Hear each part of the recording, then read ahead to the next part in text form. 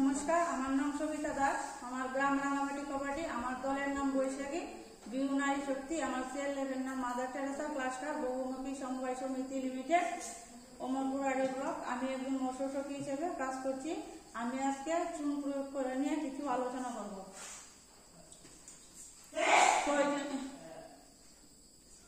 প্রয়োজনীয়তা: জলের অ্যাসিডতা দূর করে, সারের কার্যকারিতা বাড়ায়, জলের গোলাভাব কমায়, আর তল দেশে যে বর্জ্য পদার্থ আছে তা পুষ্টিমুক্ত হয়।